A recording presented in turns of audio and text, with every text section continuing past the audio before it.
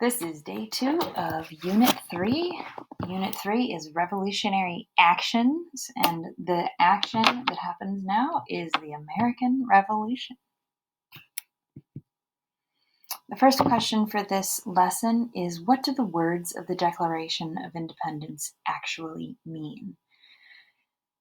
So Thomas Jefferson wrote these words. He said, "We hold these truths to be self-evident, obvious, that all men are created equal, but not all men. That they are endowed by their Creator, given by God, with certain unalienable rights, certain rights that no one can take away, and that among these rights are life, liberty, and the pursuit of happiness. And that to secure these rights, to make sure you have these rights, governments are instituted, created among men, deriving their justified powers, their fair powers, from the consent of the governed. And that whenever any form of government becomes destructive of these ends, it is the right of the people to alter or to abolish it, to change or to end it, and to institute new government, laying its foundation on such principles and organizing its powers in such form as to them shall seem the most likely to affect their safety and their happiness."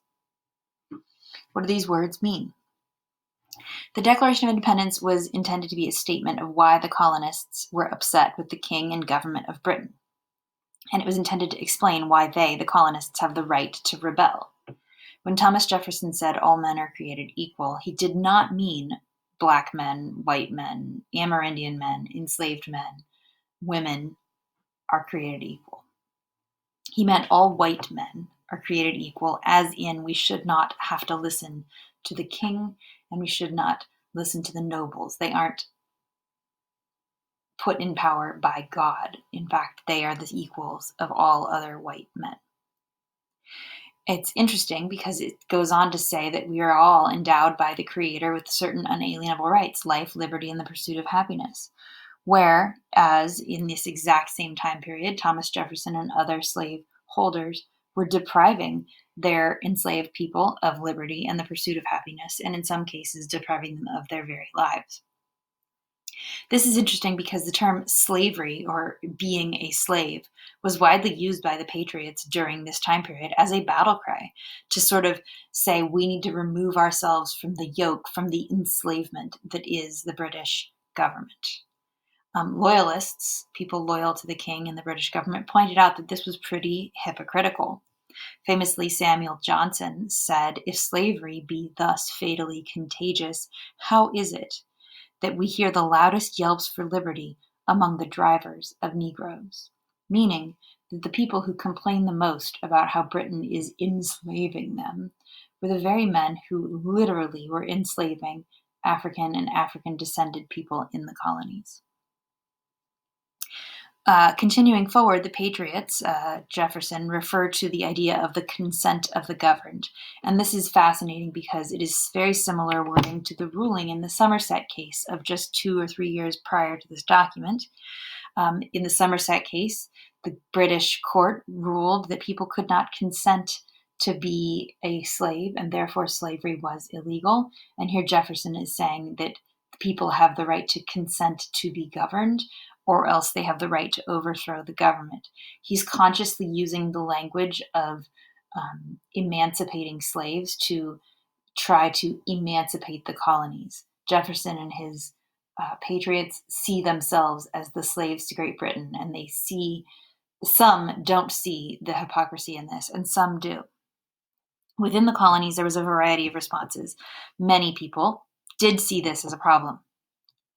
For example, in New England states especially, slavery was increasingly made illegal. Slavery was increasingly being abolished, and the enslaved people were being emancipated and set free. In Rhode Island in particular, there were integrated army units, meaning units in the army to fight against the British that contained both black and white men, men of African descent and of European descent. And that is what is happening in this picture right here. During the course of the war, somewhere around 5,000 African-descended men helped the Patriot cause, although I think it's worth pointing out that somewhere around 20,000 African-descended people decided instead to side with the King of England. Our second question is, how did geography and disease help colonists to win the war?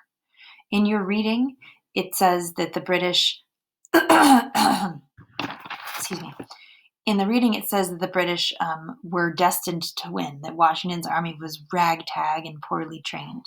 However, there were a few reasons that your reading gave. The Americans were far more motivated to fight than the British were. The Americans were defending their homeland. The British generals were overconfident and thus made some mistakes. And thirdly, that time itself was on the colonists' side. I want to talk about that last thing, that time was on the colonists' side. The main colonist strategy was simply to retreat and to retreat and to retreat. And this is how geography helped the colonists to win the war. This picture here represents the strategy that George Washington employed over and over again, which is to retreat. Retreat into the forest, retreat into the mountains, retreat into the wilderness, into places where the British either couldn't or wouldn't follow them. This running out the clock, delaying strategy was pretty much the only way a ragtag group of rebels were going to defeat the strongest army and navy in the world. Remember, at this time, Britain had just finished in the 7 Years' War, defeating the combined forces of France, Spain, Austria, and Russia. So taking on a few thousand rebels in the colonies should be no big deal. But this knowledge of the terrain and the ease with which the colonists were able to supply themselves, the sort of home field advantage, meant that they could make the war last longer and longer.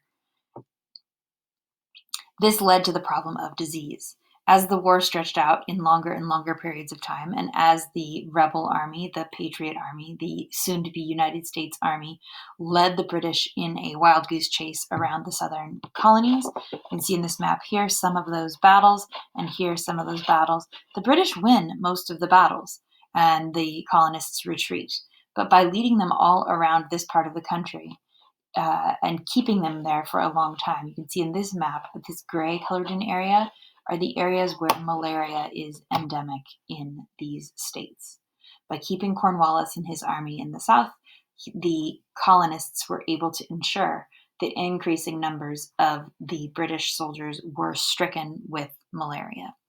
At one point in an army that had 800 British soldiers, up to 1/3 were in the hospital stricken with malaria at any given time. The British then decided they needed to recruit some locals because local people were more immune to malaria than people from elsewhere. This process, sometimes called seasoning, meant that the longer you lived in the low countries, the longer you lived in these swampy southern areas, the less malaria would bother you. Well, what local people who were living in the South already, who already had some acquired immunity, would help the British enslave people. And so the British did take advantage of this as well. The British were losing, and they decided to recruit African-descended people from the plantations of the southern colonies into the British Army. Famously, Lord Dunmore, way back in 1775, issued a proclamation saying enslaved people who ran away could join the British Army. And in 1779, a few years later, Henry Clinton issued a decree that said that runaway slaves would be given sanctuary and protected by the British, and they would be given jobs in the British military. This cartoon here is sort of illustrating that time period, Lord Dunmore, and also Henry Clinton's proclamations, which is, freedom for the slaves in exchange for them fighting on the side of the British.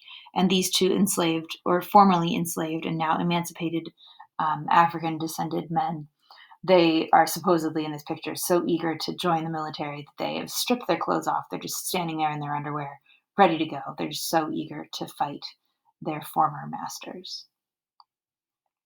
Thus, geography and disease, which is connected to the geography, helped the colonists to win the war, because even though almost 100,000 enslaved people escaped to the side of the British were not able to overcome the obstacles of geography and disease. And the most important piece of geography is that reinforcements and supplies would have to come from across the Atlantic, and unpredictable storms and damage to the ships meant that resupply was very expensive.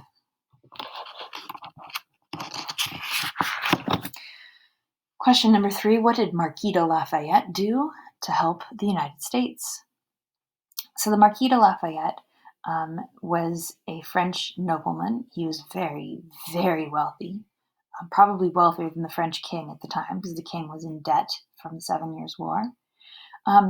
But he was a Frenchman. He was a noble. He was probably about 19 years old when his father died, and he inherited the title of Marquis. He also inherited a military command, a position as a commander in the military.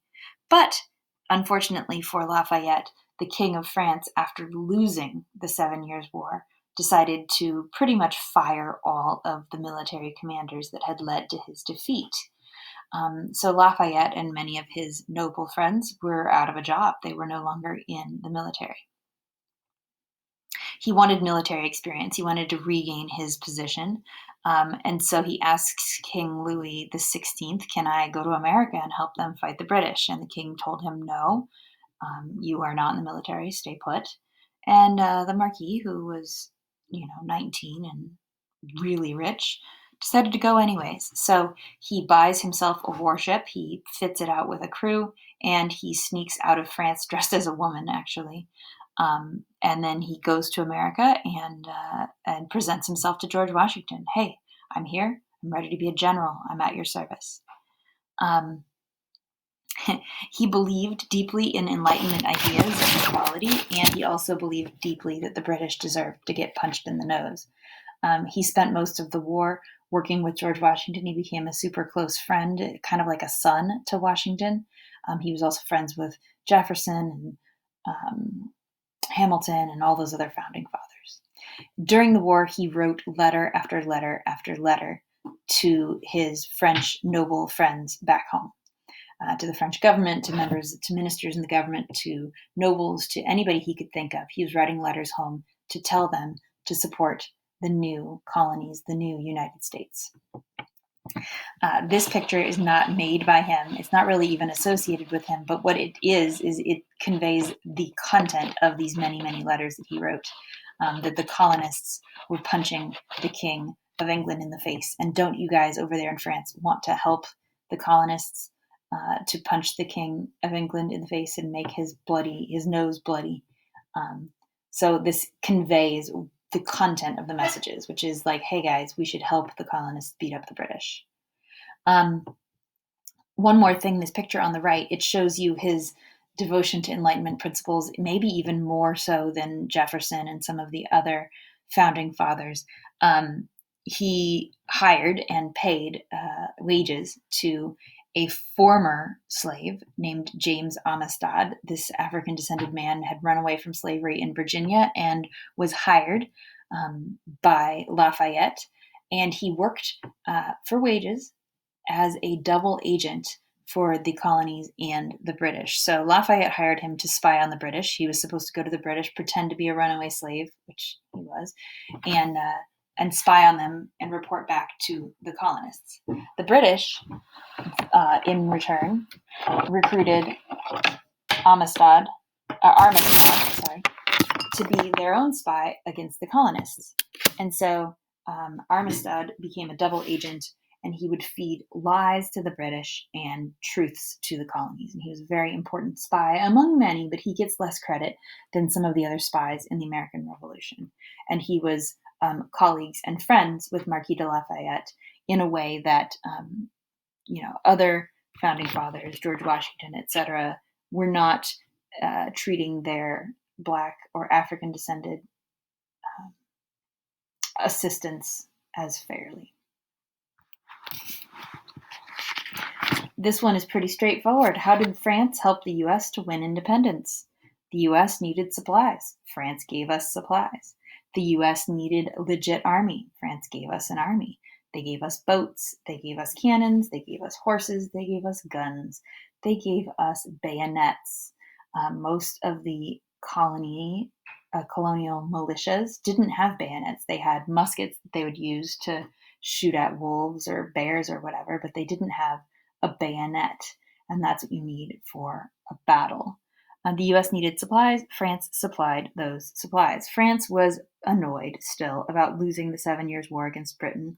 And they saw this as a way to sort of punch the King of England in the face. So they sent troops, they sent ships, they sent supplies. They sent 1.3 billion livres of supplies. In today's money, that's something like $18 billion.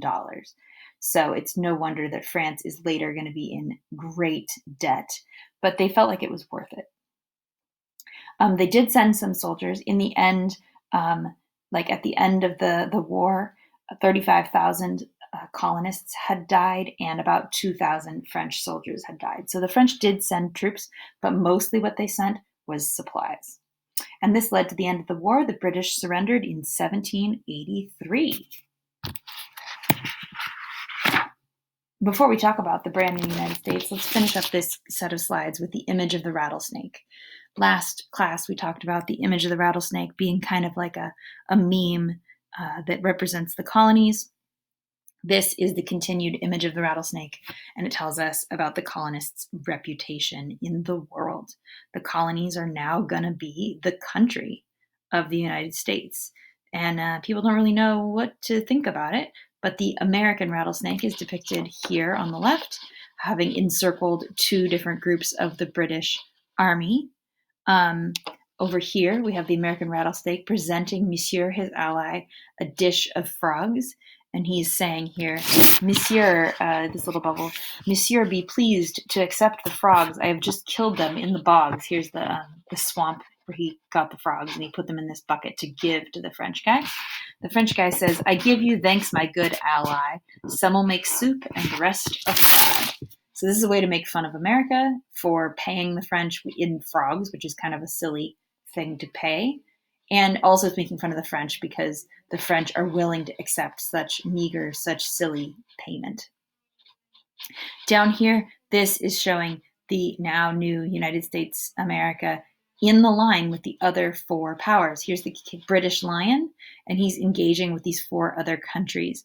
This spaniel back here represents Spain. This rooster represents France. The snake is America, is the United States, and this pug dog is supposed to represent the Dutch, or I think the caption says it's Holland.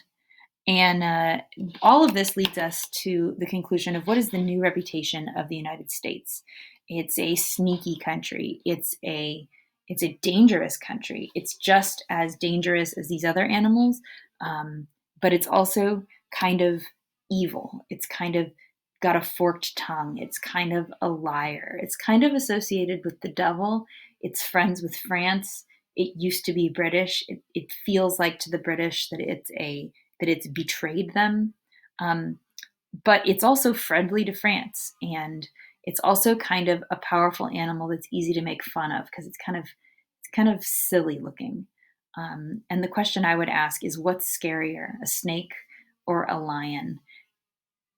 So what does this image of the rattlesnake tell us about the colonist reputation, and what does it tell us that the British represent themselves as a lion, and the other countries here, the United States, being represented as a snake? All right, complete your summaries and submit them. These are the 5 questions for this time. The reading that follows this one is called The U.S. Constitution and Slavery. So we'll find out what happens next time.